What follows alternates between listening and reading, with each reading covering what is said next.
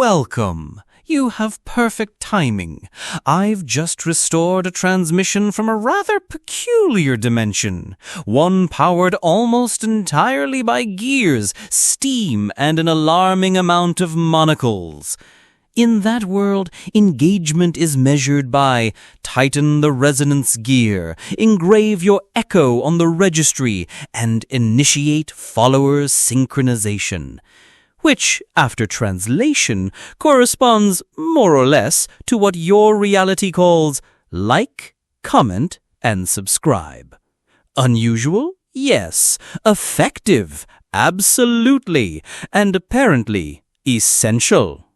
Each one of those actions feeds energy back into the system. A special thanks to X on Buzz's continued support powering this multi-dimensional relay, strengthening this interface, unlocking visual upgrades, and drawing more stories out of the fog of forgotten time.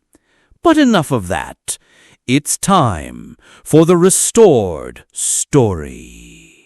In the twilight of a dying world, a steam-powered caravan chases the promise of sanctuary. Its leader trusts a forbidden compass, his bodyguard trusts no one, and a stranger's arrival threatens to shatter the fragile unity holding them together. As betrayal brews and machines fail, survival may depend on the least likely among them. I give you the Herald's Call. Chapter 1. The Testimony of the Silent. The chamber is a place of cold echoes. It is stone and shadow, a sepulchre for truths waiting to be exhumed. They call me to the witness stand, and my footsteps, clad in worn leather, are the only sound.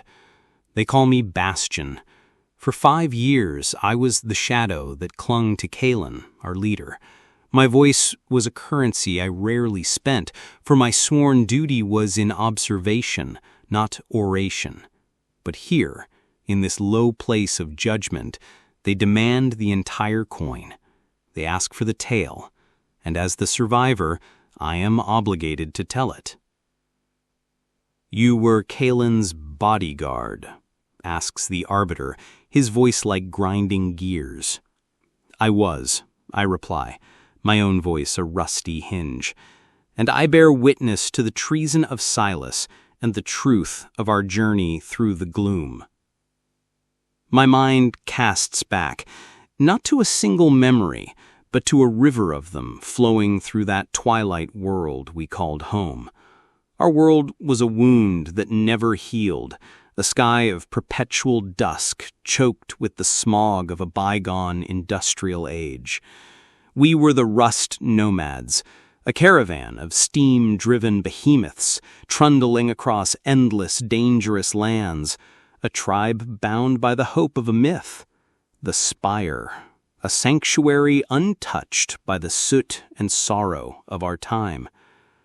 Our hope had a name, Kaelen. He was a charismatic rebel leader, a man whose words could stoke a fire in the coldest heart. But his charisma was yoked to a terrible faith.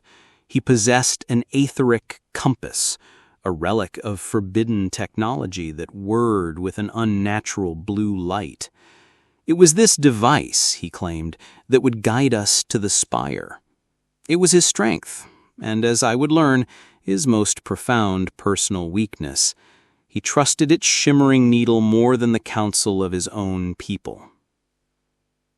We were a month into the salt-scarred flats, the grimmest stretch of wasteland I had ever seen, when she arrived, a lone figure walking out of the shimmering haze. A stranger arrives with unclear intentions, the oldest and most dangerous story. She called herself Elara. She was a technician, she said, a scavenger who could offer her skills for passage. She was thin, her face smudged with grease, but her eyes held a startling clarity. Kaelen, ever the optimist, saw a gift from Providence. Our largest hauler, the Iron Mammoth, was failing, its steam heart beating with a sickly rhythmic cough. I saw only a threat. "We need her, Bastion," Kaelen had said to me that first night, the compass pulsing faintly on the table between us. "Her knowledge may be the very thing that sees us through." "Or the thing that ends us," I had countered. "Trust is not a resource we can afford to gamble."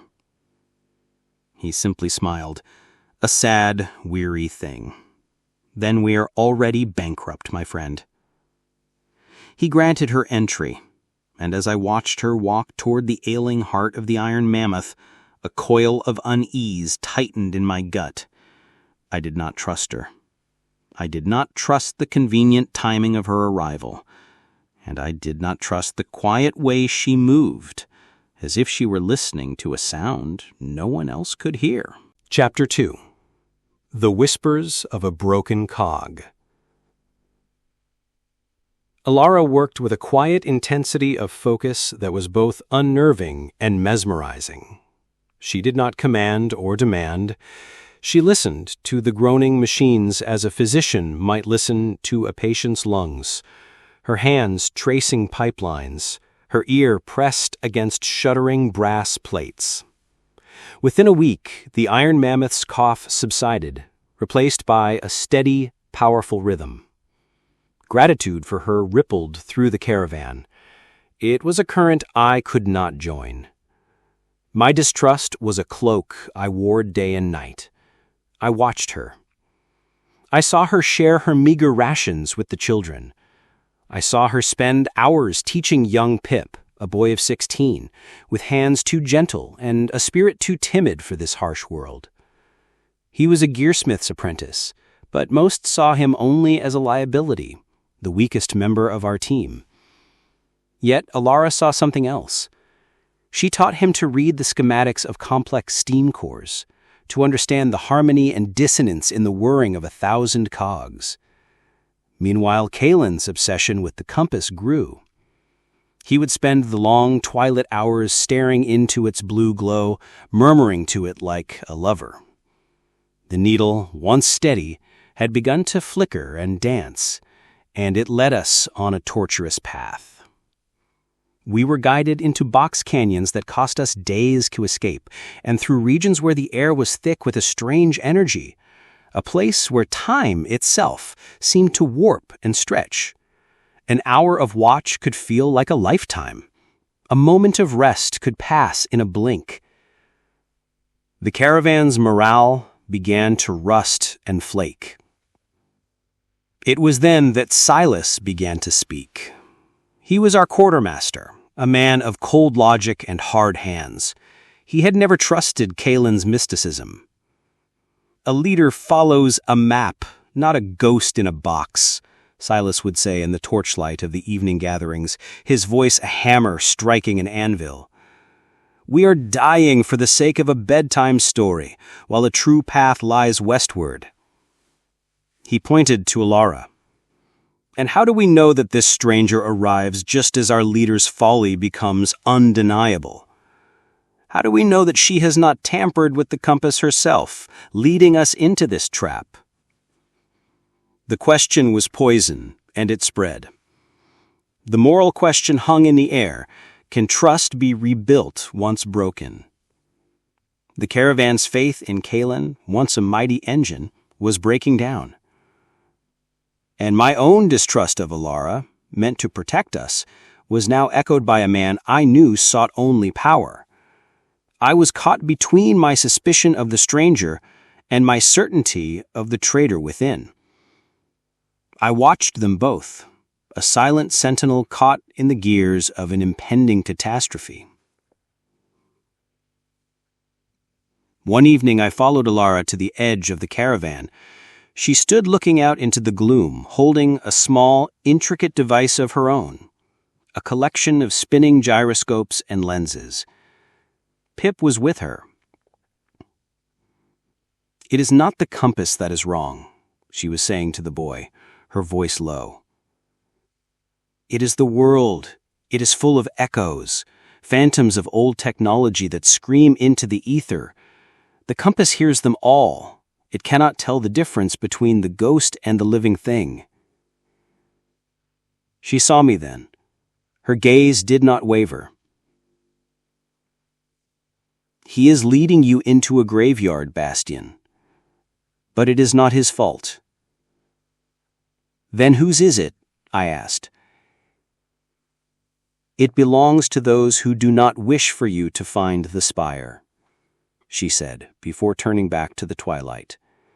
Her words offered no comfort, only the promise of a deeper, more dangerous truth yet to come. Chapter 3. The Final Blow. We reached our low place in the choke-vein canyon. The walls of rust-red rock rose so high they seemed to scrape the perpetual dusk, and the path ahead was blocked by a colossal rock slide. The etheric compass on Kaelen's desk spun like a dervish, its blue light frantic and useless. We were trapped. Hope had finally run dry. This was the moment Silas had been waiting for. "His machine has failed!" Silas's voice boomed across the canyon floor, turning every eye toward Kaelen's command crawler. "His faith has led us to our tomb! I will not die for the folly of a madman and his pet stranger!"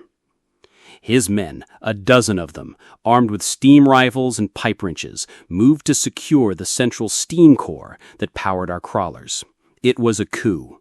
The battle for leadership was upon us, not with the bait, but with iron and steam. I moved to Kaelen's side, drawing my own sidearm, a heavy steam-powered revolver. "Kaelen, get back!" But Silas was already there, a lead pipe swinging. I intercepted the blow meant for Kaelen, my arm screaming in protest. My world became a blur of motion. I disarmed one of Silas's men, then another, but they were too many. A heavy blow caught me in the ribs, and I staggered, gasping for air. Across the platform, I saw Silas shove Kaelen hard against the main pressure conduit. Kaelen fell, his head striking the brass casing. He lay still. Silas raised the pipe for the killing blow. "The caravan is mine!" he roared. I could not reach him in time. All seemed lost. And then, a sound. Not the roar of a rifle or the clang of iron, but a sharp, piercing hiss. From a small maintenance catwalk above the steam core, a small figure leaned over the railing. It was Pip. His face was pale with terror, but his hands were steady. In them he held a tool I had seen him building with Elara, a pneumatic driver modified with a high-pressure nozzle. He wasn't aiming at Silas, but at a regulator valve just above his head. He pulled the trigger. A needle-thin jet of superheated steam, invisible and silent, shot from the driver and struck the valve seal. For a heartbeat, nothing happened. Then, with a deafening shriek, the valve blew. A torrent of scalding white steam erupted downwards, not on Silas, but in a wide curtain just in front of him, creating a wall of impenetrable, searing fog. He and his men recoiled, blinded and choking. It was not a weapon, but a perfect diversion. The weakest member of the team had landed the final and decisive blow. The chaos gave us the opening we needed. My men, loyal to Kaelen, swarmed the disoriented traitors. I slammed Silas against the railing, the fight knocked out of him. As the steam cleared, Elara was kneeling at Kaelen's side. He was stirring, his head bleeding, but his eyes clear. She looked up, no longer a mysterious scavenger, but a figure of authority.